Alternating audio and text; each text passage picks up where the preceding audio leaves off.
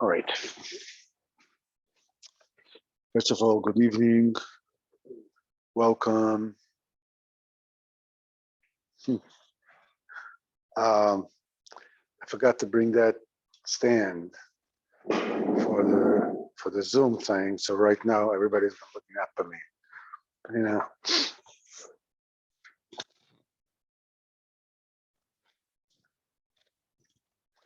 So we said that basically, Siman Aleph, that Chepa Shever Libi, shame shatters the heart.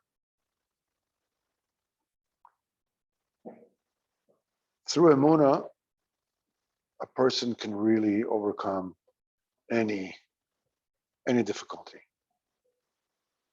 except shame. Shame is something that shatters a person like totally and completely. And we said that the thing that brings shame is chesed, which is love, which is misplaced, which is applied to a place where it does not belong, it's inappropriate. Most obviously, is the enough of Gamma Bris, of course. This is by far the most common misappropriation of the chesed, of the ahava, of the love. And so we said, whenever it is a situation of a misappropriated love, it causes shame. It brings about shame. That shatters the heart. So it says the way to erase these bad loves, misappropriated loves, or rather the results, the residue of misplaced ahavos, is by connecting the person should connect his heart to the tzaddik.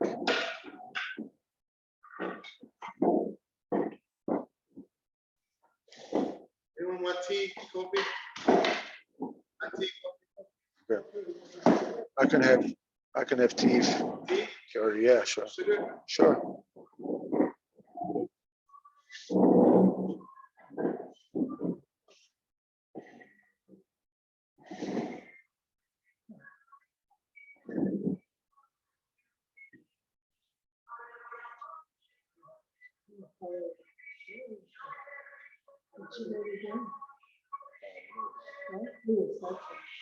Right. So this.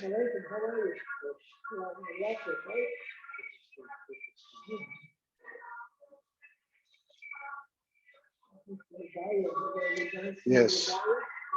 Yes. Of Rav Fisher Rosh Yeshiva's Eatery.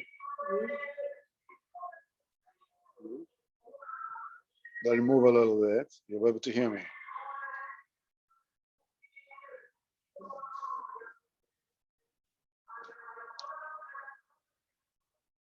The Rosh Yeshiva of Eatery, Rav Shlomo Fisher, Zecher Kodesh Levrach. My friend is gifted today. Who? David Rubin. David Rubin? He's a therapist. I was my therapist. He used to come to my house and give me therapy.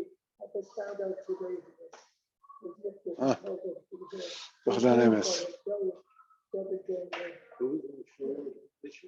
Yeah. So He, he's also looking like this mountain, yeah, that's tonight. this mountain. The From the worship of what? Of the Itri, victory? Itri, yeah. I think there are a few yeshiva Itri. There's Itri in Chadera, there's Itri in Yerushalayim. Anyhow, since we are already talking about Avos, Rois, Chas Chalila, the Havdil ben Kosh L'chol, we mentioned on Monday, I believe, or Shabbos, that last week was the Yortzeit of the Bas Ayin. There's a big tzaddik. He's buried in Tzfas, and like I don't know, 200 years ago, 150 years ago, 150, or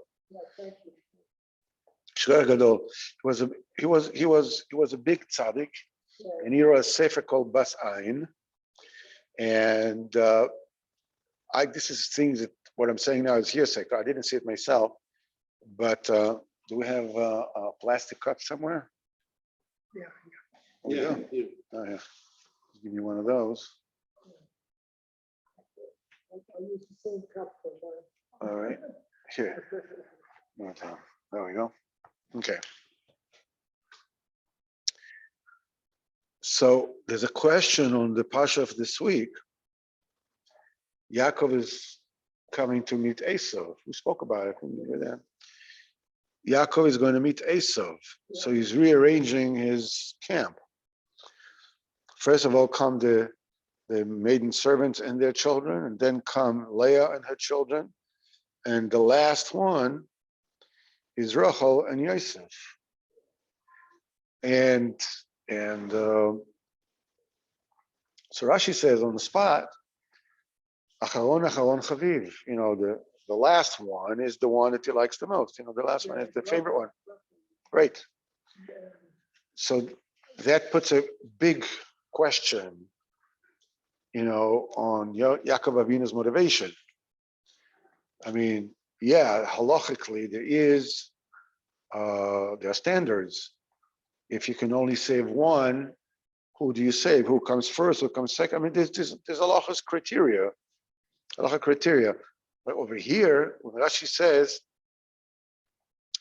Acharon Chaviv, which is Chavivus means, in other words, it depends on fondness, on affection. The one that he loves the most, that's the one that he kept next and closer. I mean, Yaakov Avinu, or the children of the maiden servants, what they are, cannon fodder. What's Yaakov Avinu?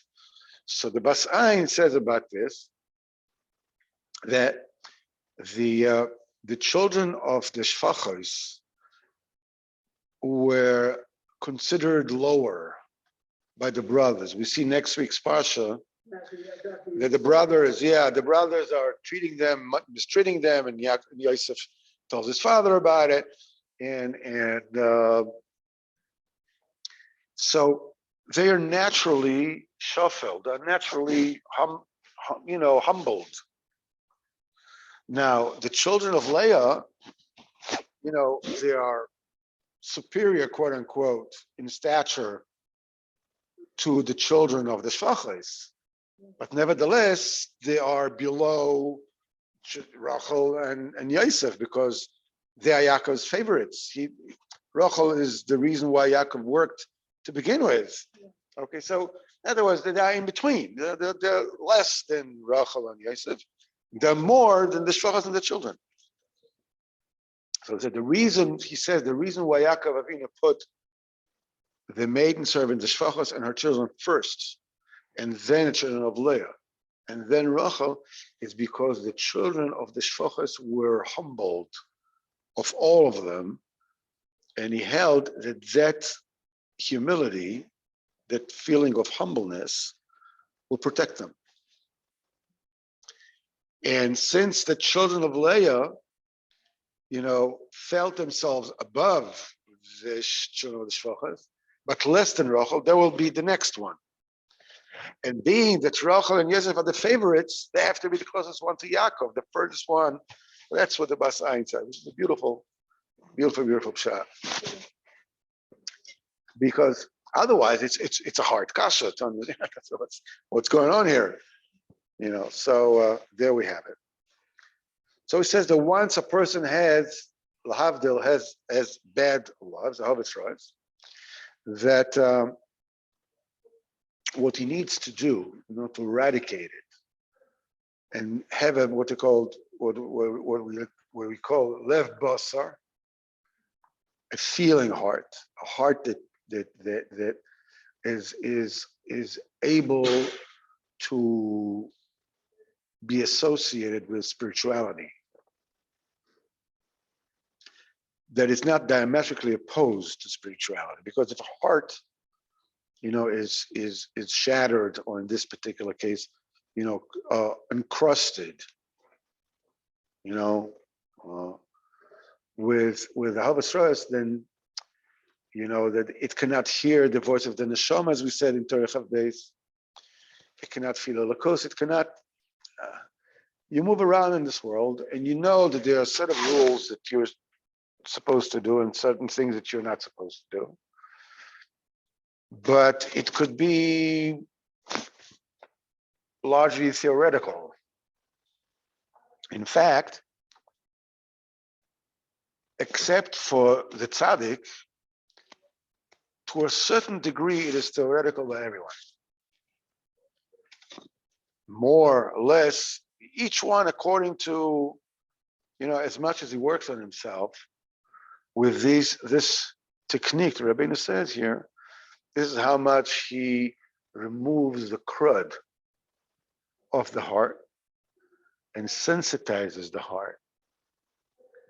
So be able to feel the Elokus, to come close to Kadosh Baruch Hu, and not to get out of the shame, to get out of the cherpa. So the way to do it, the way to eradicate those bad loves, is when a person is mekasher his heart to the tzaddik, to receive from the tzaddik the light of the nekuda, and he is convening with a friend, so can receive from the friend that friend's nekuda, because every person has his own nekuda. And the third angle of the triangle is a person should connect his mouth to his own heart, speaking to HaKadosh Baruch Hu. That's the way you do that.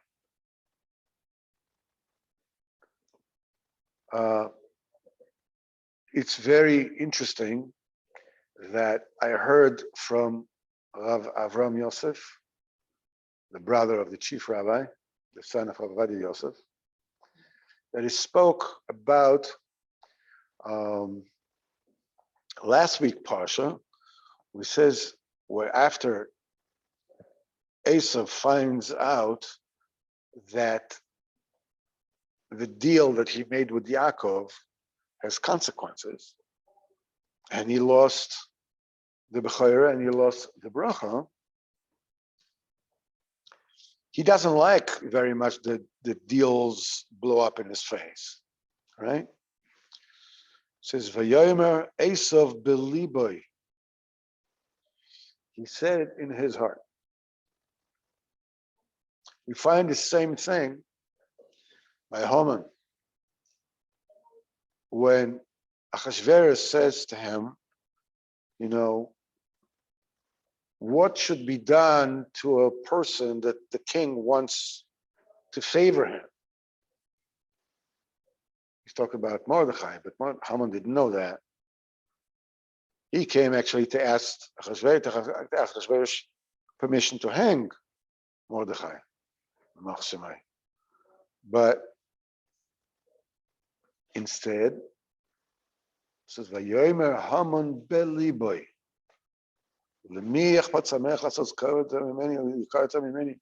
Who would the king wish to favor more than me? I mean, come on, let's be realistic. It's like anybody prettier than me? Come on.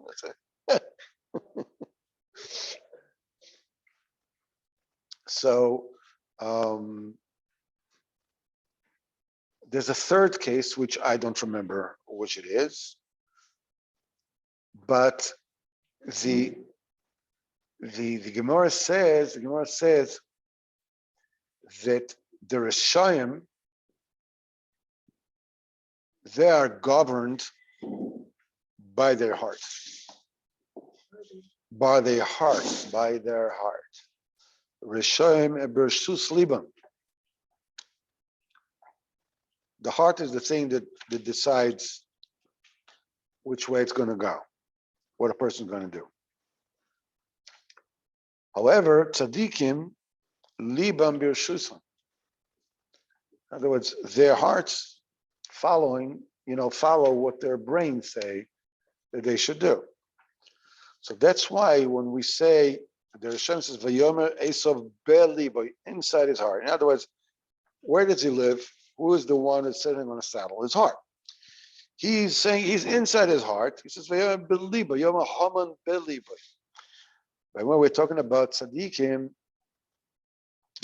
about the mother of Shmuel, when she's davening, for Shmuel to go, the tispal chana al libo, over her heart. All the tzaddikim, which says v'yom medaber al libo, the oida medaberet al libo. She's still talking above her heart, onto her heart.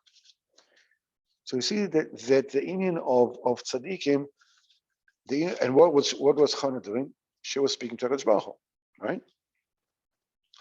We learn a lot of Hilchas Brachas from Chana. She was a prophetess. Chana, the mother of Shmuel and Navi. She was a prophetess, and her husband was a prophet. She was a Neviah, and her husband was also a Navi. Yeah. He's the one that told Elia Cohen, being that, why are your children, Elia and Chofni and Pinchas, why are they behaving the way they're behaving? They're being rudely and they're abusing their stature and so forth and so on. So, and their father, Elia Cohen, never admonished them. So Elkanah, who is the father of Shmuel Hanavi, he was the prophet that came to him with the message from Hashem, since that you are not admonishing your children, it's going to add, badly for you and for your children. And Elkanah said it to Elia Cohen. Yeah. He was the Navi that said, that gave the message over. Chana was a prophetess, herself. And how come the other felt that she's a chicken when she's dominating the character? Okay, so, because probably until then people did not daven, they davened out loud, and she was whispering. Well, apparently he didn't. That's why she says, she says, it says, she's lo ish, something, whatever it is that she told him on this particular matter. You're not an ish. You're not a seer. You're not on top of your game. You misjudge me. Actually, this is something that she said to him. In this particular, you don't see well, but nevertheless, he told Hashem will fulfill your requests, and nevertheless, he did have the authority to say that. So, anyhow, so when we see here that when a person is speaking upon his heart, that is a definition of tefillah. Chana v'ine Chana oida medaberes al liba. She's still speaking upon her heart. Rabbeinu says here that for a person to connect his mouth to the point that is relevant to him in his heart at that particular point in time, how is this done? Through a conversation that the person has with the Kadosh Baruch Hu. That's how it's done. So this is the triangle. You're mekabel from the tzaddik, you're mekabel from a friend, a fellow friend, and you're mekabel from your own. How do you come from your own? By talking to HaKadosh Baruch Hu. To HaKadosh Baruch Hu. HaKadosh Baruch Hu talks to you through you.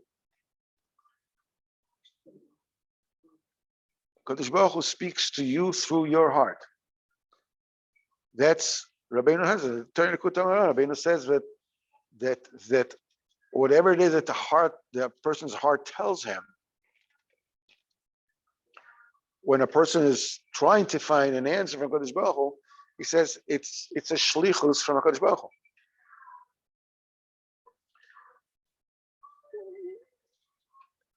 It says Lecha Amar Libi on that pasuk. It says Lecha b'shlichuscha. Rashi says Lecha Amar Libi, Kivyochel, my heart said to you, HaKadosh Baruch Hu. Rashi interprets it opposite. Lecha Amar Libi, my heart said to you, means no, my heart is speaking to you, to me, for you, Ribbon Shalom, as your messenger. Because when you are going to make his Vedas, and you ask for the choice, Vedas, as we said, is not a monologue. His Vedas is a dialogue. So comes the question, how so? How does it work?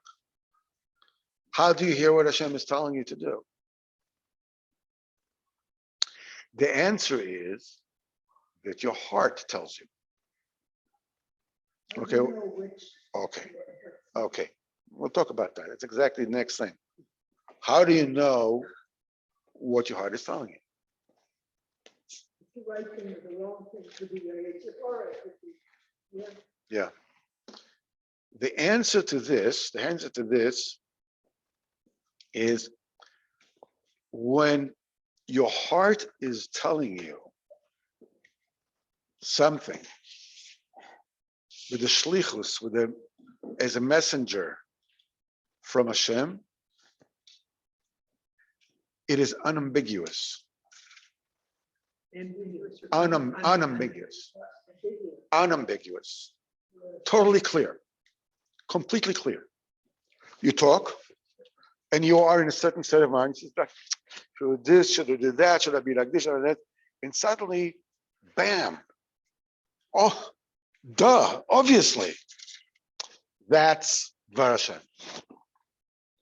It's not like maybe because of this. That's not what we're talking about. When suddenly the fog just totally dissipates, and you see it totally clear. Yeah, this is it. I mean, how could I've never seen it before? How come I didn't see it before? It's so obvious. That's Dvar Hashem. Here, for instance, a person can go to Kadosh Baruch Hu and feel like,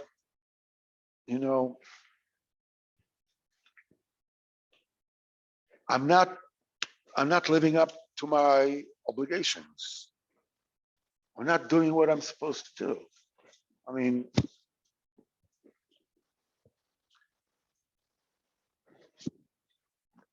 I'm sure each and every one of us has been in that place.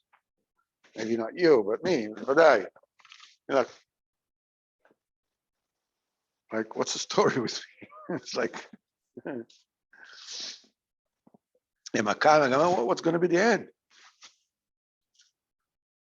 And So I remember I had this kind of I want to make this very, this, and I said, like, it's like I'm going around. I might as well just bang my head against the wall. What the heck is going on with me? What are they going to do with me? And it was during that session of speaking to HaKadosh Baruch Hu that suddenly it got illuminated to me.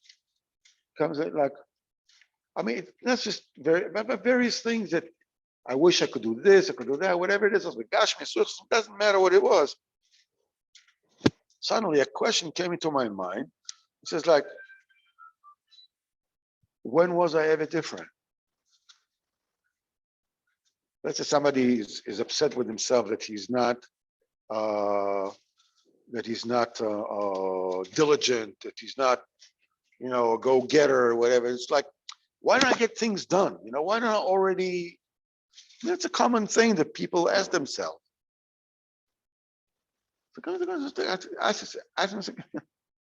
When was I ever different than I'm now? The answer is, well, never. So is it possible that this is the way that's what HaKadosh Baruch Hu wants from me? To be me.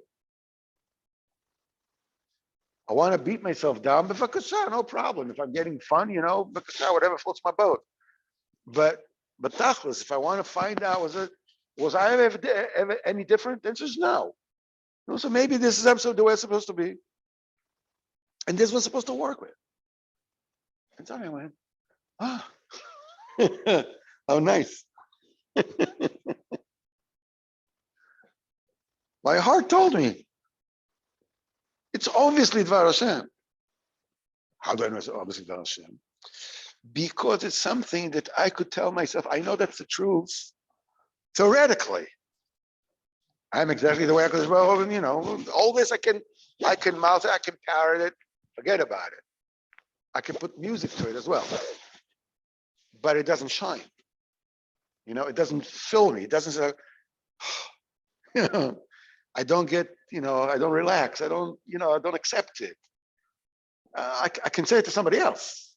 Yeah, that's easy. But to say it to myself, not so much. But so Dvar Hashem is not that suddenly you hear, I should do this, I should do that, or whatever. But you hear something in your own heart is telling you something that you always knew is true.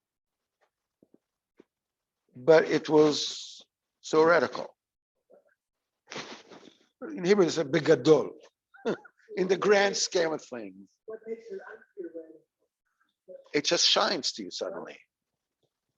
Your heart tells it to you. Suddenly it becomes open. It becomes, like you're stepping into it. Like it becomes, that's right.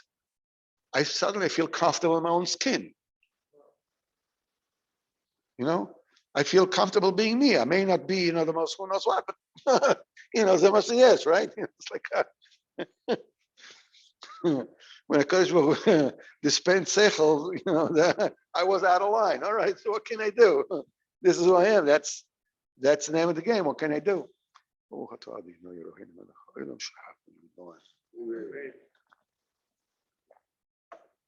Excellent, thank you.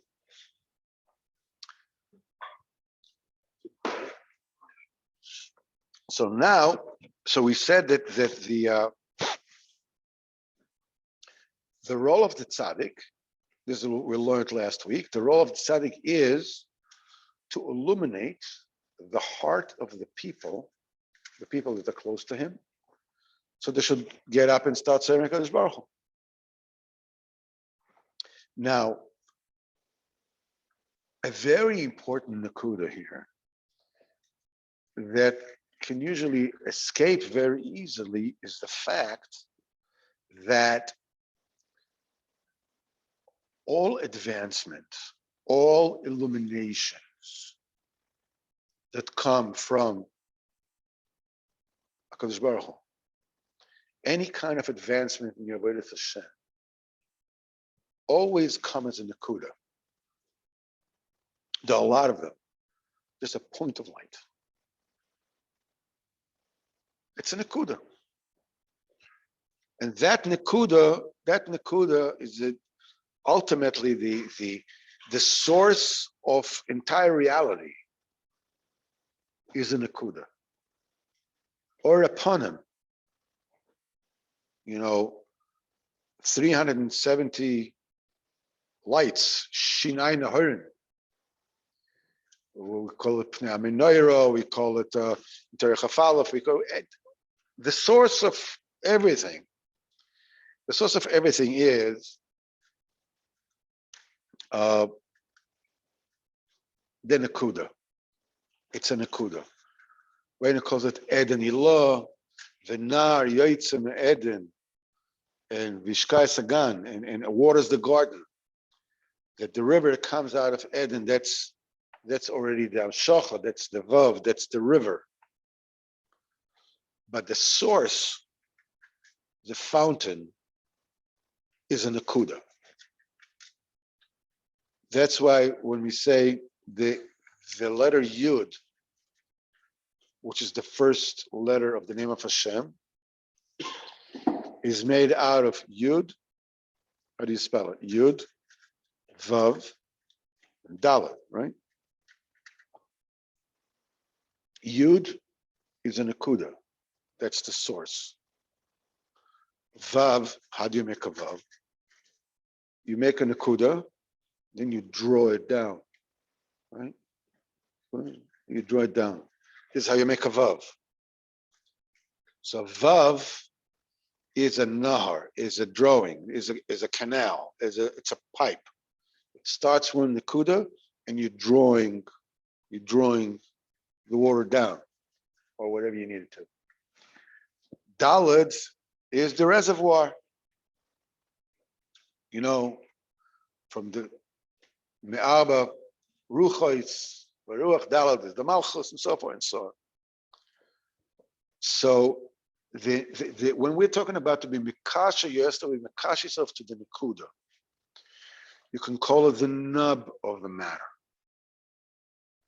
the source of everything. Whenever it is that you're looking at yourself and you are questioning yourself what it is that you should do, or what the heck is the deal with me?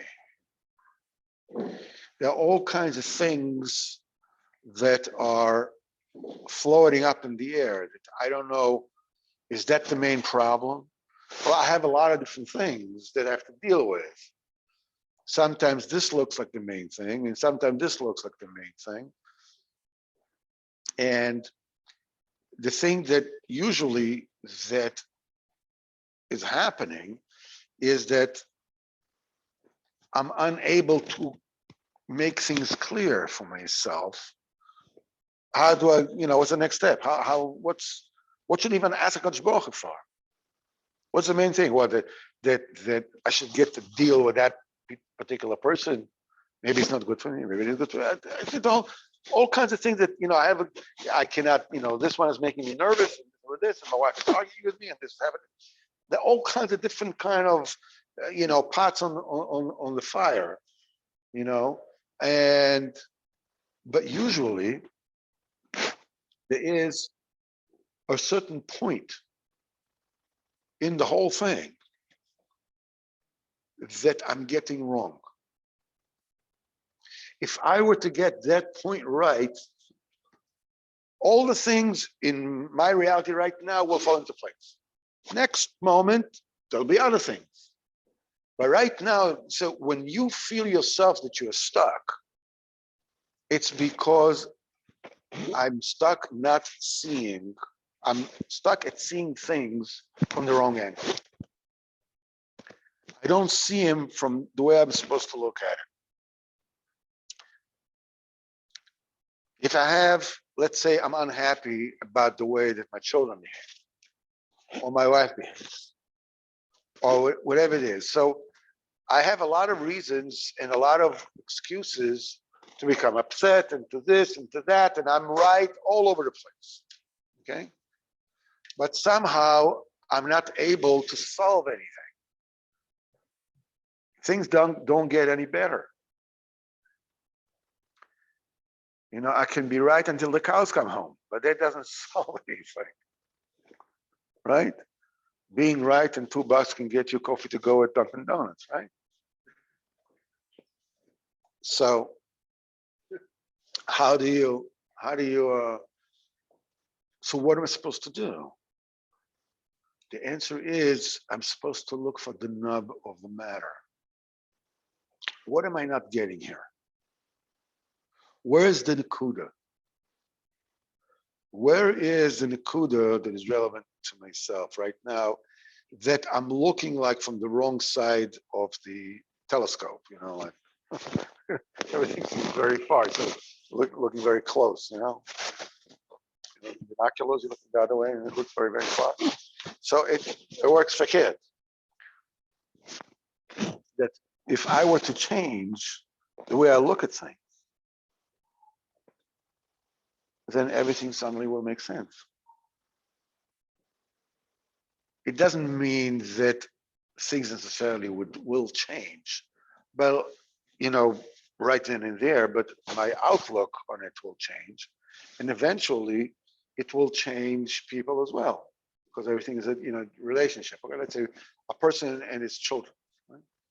And the children don't do what I want them to do. And children at risk.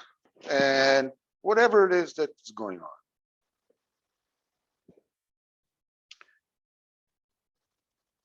I can look at it and see like, what's the deal with this? I'm a bad kid.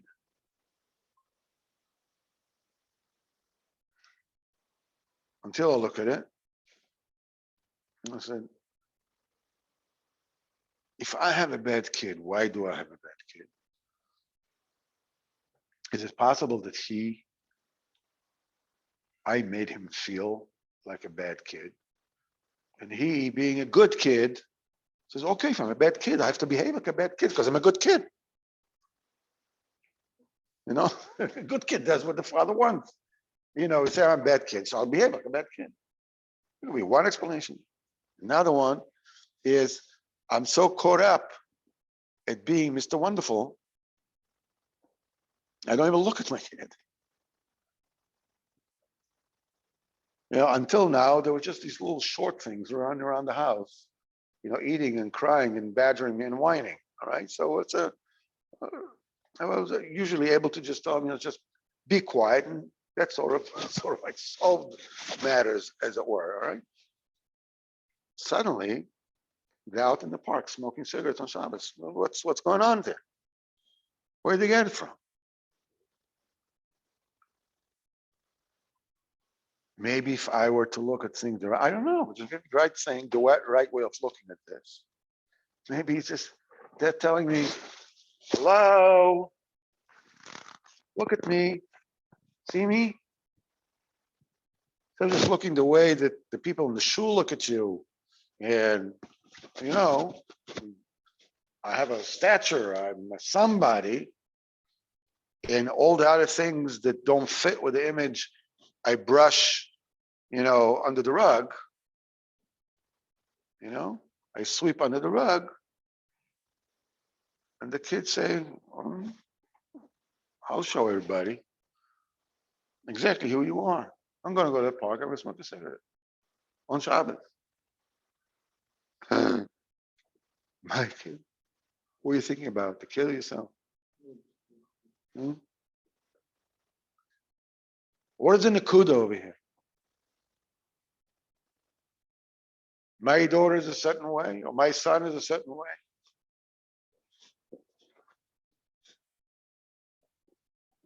What I did, I did. The question is, what do I do now? Because everything that is already passed, we spoke about it last week. Whatever was, that's the way HaKadosh Baruch Hu wanted it to be. Finished. It's done.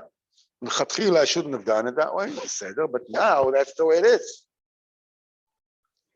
It's Lacha Maisa. They're big already. They're behaving a certain way. They're living a certain way.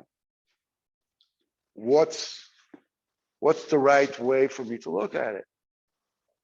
So you're always looking for the nub of the matter. You're looking for the Nakuda.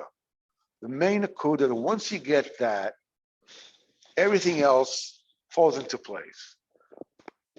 It doesn't solve everything in the here and now, but it already puts everything on a direction of being fixed, of being, coming to a tikkun. For instance, the Sichas Aran, Beis says, a person should have children, no matter how they come out. He says, because when Mashiach will come, he will fix all the neshamas retroactively all the way to Adam Arish. Sichas Aran. There was a time in Russia, Soviet Union, that literally anybody, time, I'm not sure it's the Soviet Union, it was the Tsarist time, I'm not sure, but the situation was that every child that was born grew up and went off the derech. Like, it wasn't a question anymore. So they had I don't know, it was 150 years ago. Yeah. Maybe the beginning of the 20th century. I'm not sure when it was, but there was a period of time. No, it was after. It was later. It was of course, it's the residue of the Haskalah, but there came a time that literally every child went off the derech. So I don't remember who they asked, if they asked for Nachman's or also, I don't know who it was, but they asked, maybe the mitzvah is not to have children. What's I say, that's not your business. You have children. How they'll come out, what will happen with them. So when you have the Sicha of Rabbeinu, the Rabbeinu says, that's the Nekuda. Have children, don't worry about, of course you have to do whatever it is you need to do in order to raise them properly. But ultimately, they come up even not the way you want it, it's okay. It's okay. Mashiach will take care of it. Okay, now I have an akuda. It illuminates my relationship with my children. It illuminates where I am vis-a-vis the Kodesh Baruch Hu with, okay, I have children, some are like this and some are like that. Am I a success story as a parent, or am I a failure? Or what's the story? Interesting thing that happened to me. When I was in the hospital with the cellulitis, my son helped out a reporter, columnist, a lot of big newspapers, helped her out, very, very obese and problem, whatever it is, he helped her out, whatever. And she came and she basically terrorized the whole machlaka, the whole department. She was screaming, "Achot!" Night, middle of the night, "Achot!" It was like this reporter, somebody really brassy, and so she came and my son helped her, whatever it is, she came and I was sitting there. So immediately she started asking me, who they're about Tshuva, already wanted to know all the details. She started questioning, who the heck are you and why are you asking me questions? Okay, that's reporters, I ask questions. That's my job, right? She's giving me this this look, which I told you about it already before, at least once. It was supposedly a commiserating kind of look, but really it was, really quite happy. Like, she says, the problem with Balei Tshuvas are the children, isn't it? Right? The children going off the derech and all. Of Baal Tshuva, the Baal Tshuva movement. Yeah, is their children. The children leaving the derech of the Baal Tshuvas, yes. So she said, it's coming, she said, as if she was commiserating me, but really she was like, like she was laughing at me. It's like she was jeering. The problem of Balachua is the children, is their children, right? So I told her, well, how am I any better than Avraham, Yitzchak, and Avraham and Yitzchak, my forefathers? 50% of Avraham Avinu children went off the derech. One of them became Ishmael, Shem Yerachim, Hamas, Iran, Turkey. It says he did tshuva. Beseder. But nevertheless, you see what happened afterwards with Ishmaelim. And Yitzchak, Yad Esav, Nazi Germany. 50% of Yitzchak's children went off the derech. Statistically, Balachuvas, 50% of the children stay on the derech, 60%, 50%, 70%. Depends, each one, it varies. Okay, so that's a generational thing. Who says I have to fix everything right now? Those who are from Baruch Hashem, they will have from children. Some of their children will remain from, some won't.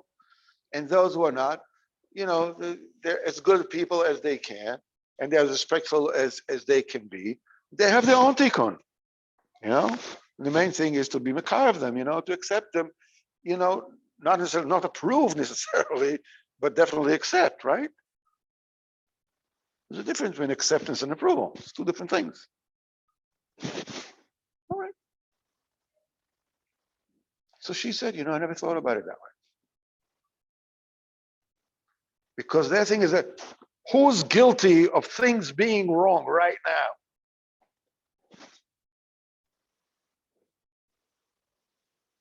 Who says that the main thing is right now? It's a generational thing, I never forget, I think it was in Time magazine, they had prophecies that gone wrong, like that never came through. All right, just the vanity. They said, "The meek shall inherit the earth." When did it happen? So besides the fact that the meek is not the right translation, forget about that.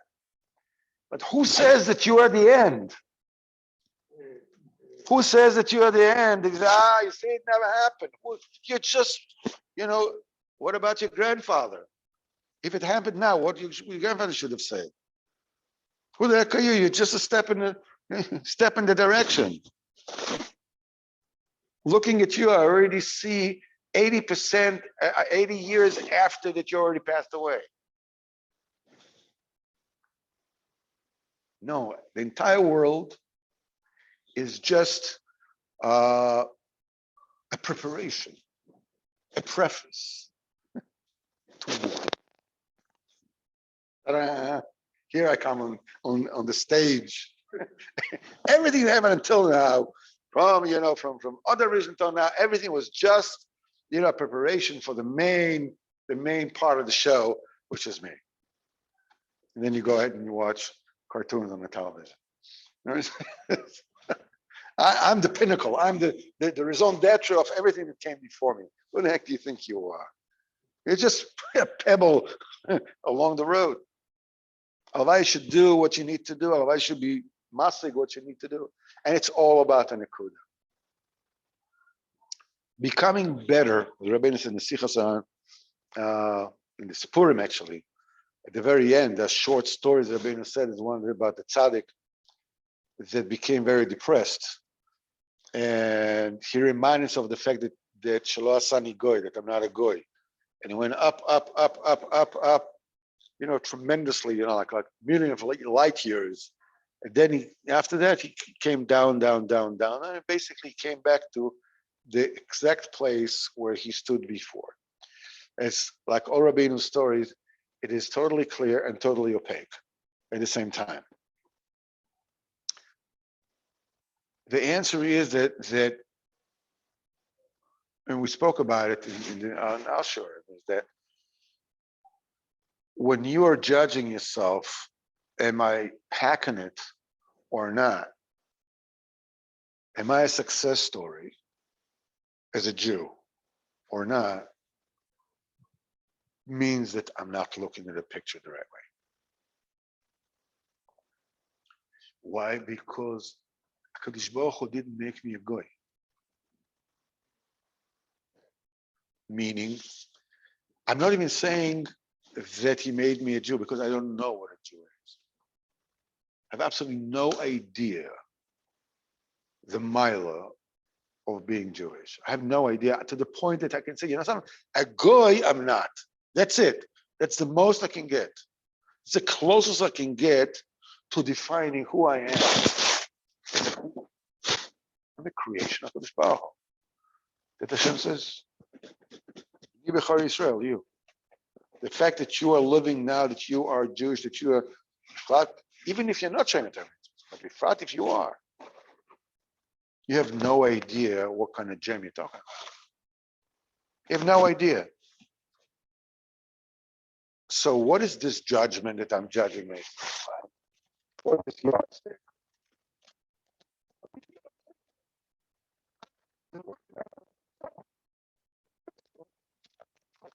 Rich, poor, smart. These are basically goyish yardsticks. In other words, you succeeded, you failed. That's the thing that counts. That's a goyish point of view. This is the way a goy look at things. That's the way they should. This world works like that. This is their domain, right? We live in this world in order to produce oil haba from it. Other than that, there's nothing here for us. More money or less money, it doesn't really matter.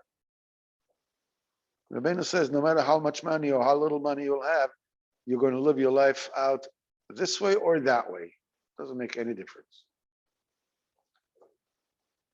Whenever it is that I feel dissatisfaction with myself and the way I live my life, that means I'm looking at it wrong.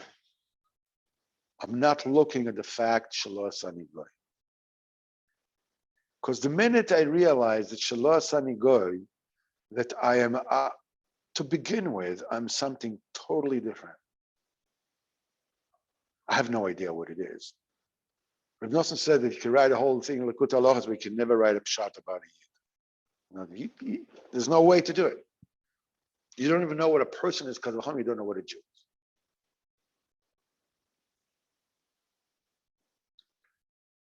So my disappointments, my difficulties, my frustrations, my depression are all an outcome of the fact that I'm looking at things from the wrong angle. I'm looking at myself as a upgraded goy. I'm not looking at me, I'm a goy, but I'm a Jew. But basically, I'm just it's a veneer kind of thing. It's like a coating. I know that it's not, but it's theoretical. In my own heart, I believe that I'm no good. Forget about it. And the way to do it is to makabel nekudas atzadik, makabel nekudas achaver, makabel nekudas atzmai, by making his beidus.